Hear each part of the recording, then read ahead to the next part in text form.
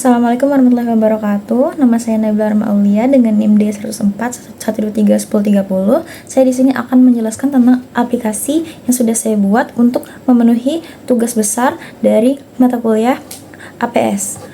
Baiklah, di sini saya ingin menjelaskan terlebih dahulu bagaimana sih DFD ataupun bagaimana sih sebuah aplikasi yang saya buat ini. Oke, pertama-tama saya ingin menjelaskan dulu aplikasi seperti apa yang saya buat. Di sini saya membuat sebuah aplikasi yang mengurus tentang bagaimana sebuah klinik yang dinamakan klinik kita itu dapat digunakan oleh user untuk melakukan berbagai jenis kegiatan yang berkaitan dengan dunia kesehatan. Oke, mari kita lihat dulu di DFD-nya yang sudah saya buat. Di sini adalah diagram rinci yang dapat memperlihatkan tentang bagaimana suatu data itu dikelola di dalam aplikasi yang saya buat ini. Nah, boleh dilihat di diagram rinci proses 1, ini adalah bagaimana data-data itu disimpan dan diproses saat pasien melakukan input data. Nah, di sini bisa dilihat data-data pasien yang dimasukkan ke dalam database aplikasi pada saat pasien melakukan proses input itu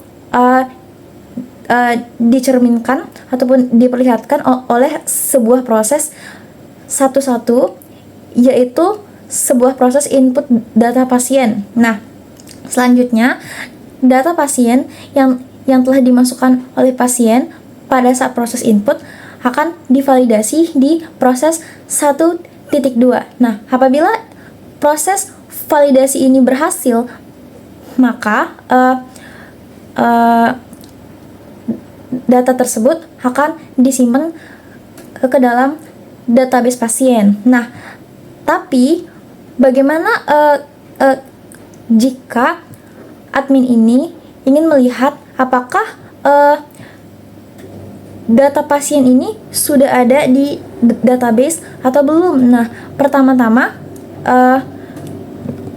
data pasien yang sudah disimpan ke dalam database akan melalui proses validasi dulu apakah data pasien itu sesuai dengan yang diminta oleh admin. Nah, apabila proses itu berhasil, maka admin akan mendapatkan data tersebut dari sistem. Nah, di sini juga diperlihatkan apabila pada saat melakukan proses input proses validasi itu berhasil, maka pasien juga akan menerima sebuah notifikasi bahwa input data yang dilakukan itu berhasil.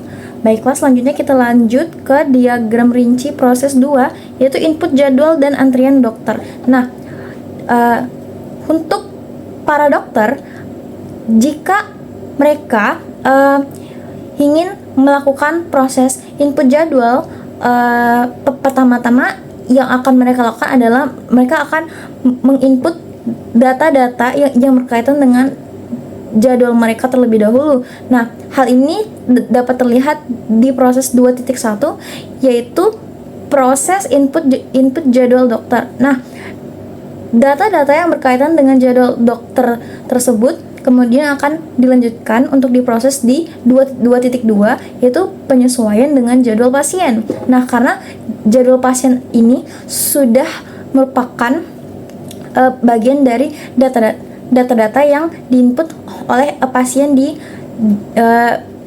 proses 1.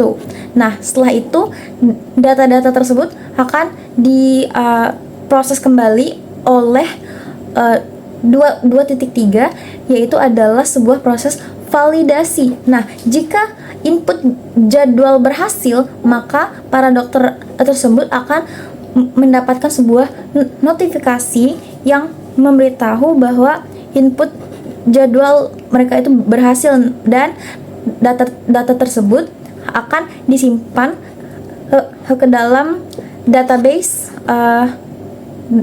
data store yang dinamakan data jadwal dan antrian dokter. Nah, selanjutnya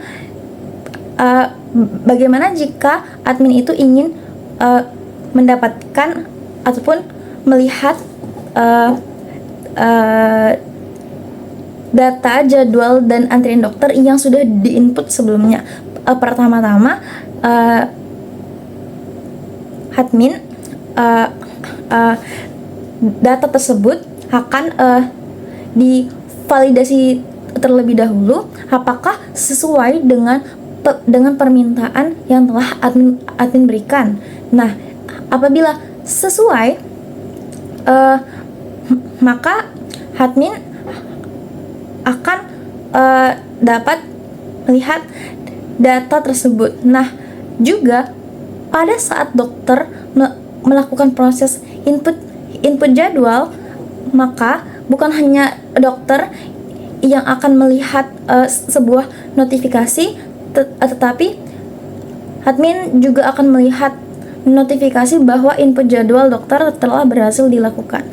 Baiklah, selanjutnya lanjut ke diagram rinci proses 3, yaitu input rekam medis. Nah, jika dokter itu ingin memasukkan rekam medis pasien ke dalam sistem, maka yang akan mereka lakukan pertama kali adalah melakukan proses input tersebut, lalu data-data tersebut akan diproses oleh proses 3,1, yaitu proses input rekam medis pasien. Selanjutnya data tersebut akan masuk ke proses 3,2, yaitu adalah proses validasi. Nah, apabila input rekam medis pasien berhasil, maka data tersebut akan masuk ke dalam database di data store data rekam medis pasien, dan dokter akan mendapatkan notifikasi bahwa input rekam medis pasien berhasil.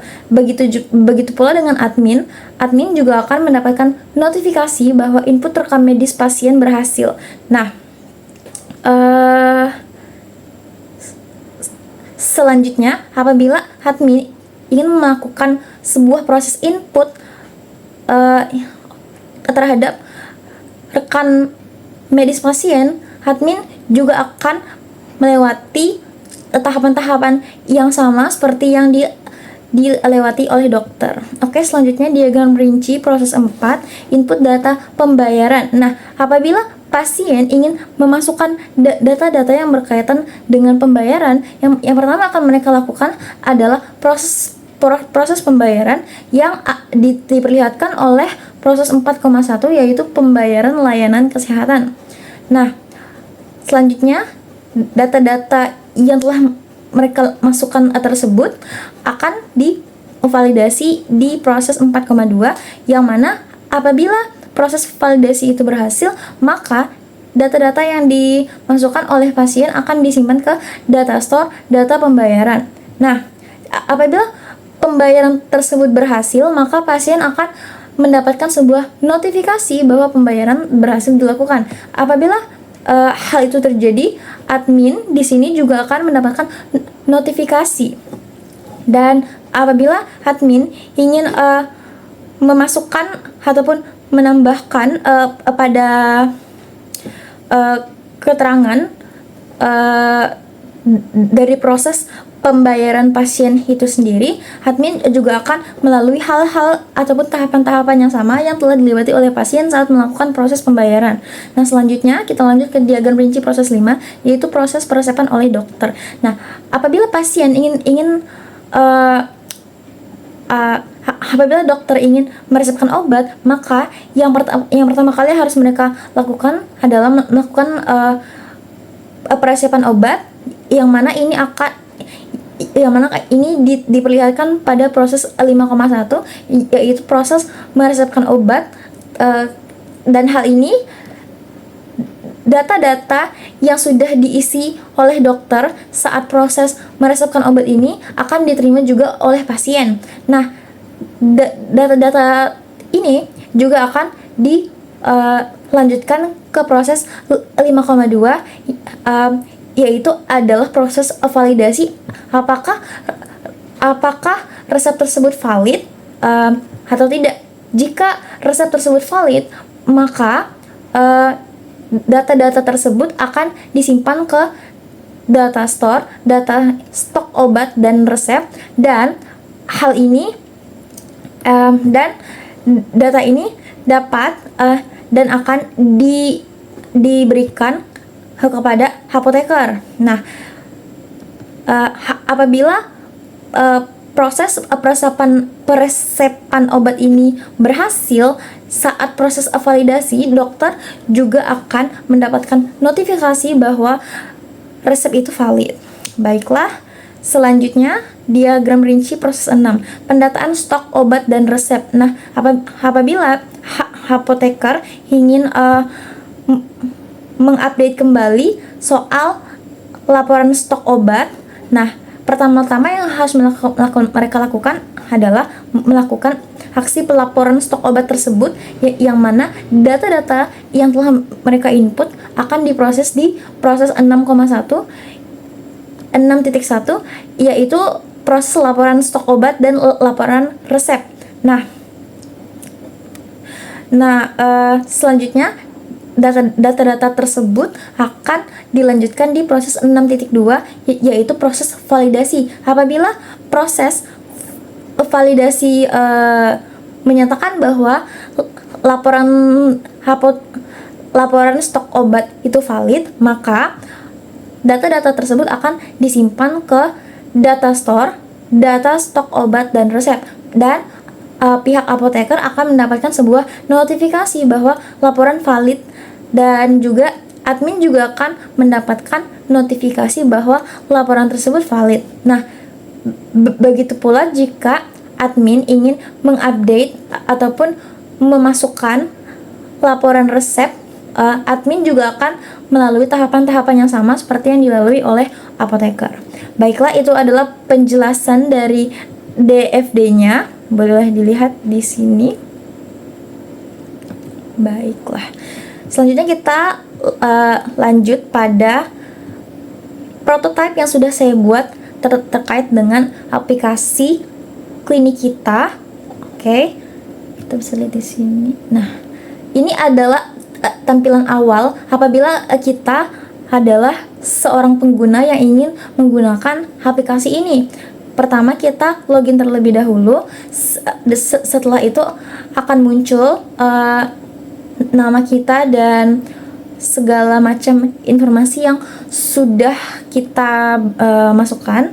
Nah, apabila saya sebagai pasien itu ingin melakukan appointment ataupun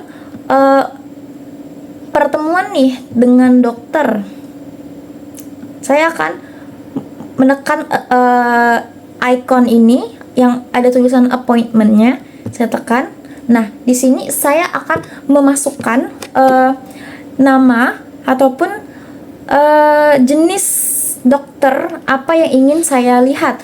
Nah, di sini sebagai contoh saya memasukkan dokter kulit, dan akan muncul beberapa opsi yang user itu bisa pilih. Nah, kita coba saja pilih yang paling atas. Nah, akan muncul profil dokter yang dipilih pada saat user menekan pilihan tersebut. Nah, di sini ada namanya dan bakal ada informasi-informasi penting lainnya. Nah, jika saya ingin mengatur jadwal pertemuan dengan dokter ini, saya hanya tinggal menekan tombol ini saja, atur jadwal. Oke. Nah, setelah itu akan langsung diarahkan ke proses pembayaran seperti ini. Saya tinggal tekan bayar saja. Nah, setelah itu jadwal konsultasi sudah berhasil dibuat. Nah, selanjutnya apabila saya ingin melakukan hal lain selain dengan mengatur jadwal pertemuan dengan dokter, saya akan kembali dan menekan tombol home ini yang akan mengembalikan saya pada posisi beranda awal. Nah, bagaimana jika saya itu ingin memesan obat? Saya bakal menekan ini nih, pesan obat. Oke, saya tekan. Oke, saya akan memasukkan nama atau jenis obat apa yang saya inginkan. Maka dari itu beberapa pilihan akan muncul di sini. Oke, saya coba tekan yang paling atas lagi. Nah, setelah user itu menekan tombol pilihan tadi, maka akan muncul tampilan seperti ini, pesan obat, yang mana di bawahnya itu akan ditampilkan informasi-informasi yang relevan dengan kebutuhan user. Maka jika saya ingin melakukan pemesanan obat ini, maka saya akan menekan tombol ini, tombol pesan, ditekan. Nah, selanjutnya akan langsung diarahkan pada tampilan proses pembayaran. Saya tinggal tekan bayar saja. Setelah itu akan ada sebuah tampilan yang mengatakan bahwa pesanan berhasil dibuat. Terima kasih, tunggu obatmu datang ya. Oke. Nah, tapi kalau saya masih belum selesai juga, saya ingin kembali lagi ke beranda, saya tekan tombol home. Oke. Nah, bagaimana kalau saya mau melihat history ataupun riwayat pembayaran saya? Misalnya saya tinggal tekan ini saja, tombol history ini. Nah, maka akan langsung diarahkan pada tampilan history pembayaran yang mana di sini di bawahnya akan ditampilkan informasi-informasi yang relevan sesuai dengan permintaan user. Oke. Nah, selanjutnya saya ingin kembali lagi ke beranda, dan sekarang saya ingin melihat rekam medis saya nih apabila saya sudah melakukan konsultasi dengan dokter. Nah, seperti yang sudah diperlihatkan di DFD tadi, dokter akan melakukan input rekam medis pasien. Nah, saya di sini sebagai pasien ingin melihat rekam medis saya. Nah, tinggal tekan ini saja nih, tombol rekam medis. Nah, selanjutnya akan ada tampilan yang memberikan informasi terkait dengan rekam medis pasien tersebut. Nah, 1, 2, 3 akan muncul di sini. Lalu saya bisa kembali lagi ke tombol home. Baiklah. Oke. Nah, kalau saya ingin melihat tentang profil saya di aplikasi ini seperti apa, saya tinggal tekan ini ikon profile. Nah, di sini akan diarahkan ke tampilan yang memberikan informasi relevan tentang profil kita sebagai pasien ataupun user dari aplikasi ini. Baiklah, saya kembali ke tombol beranda. Baiklah, sekiranya itu saja penjelasan dari saya. Kurang dan lebihnya saya mohon maaf, dan semoga video ini bermanfaat untuk teman-teman sekalian. Terima kasih.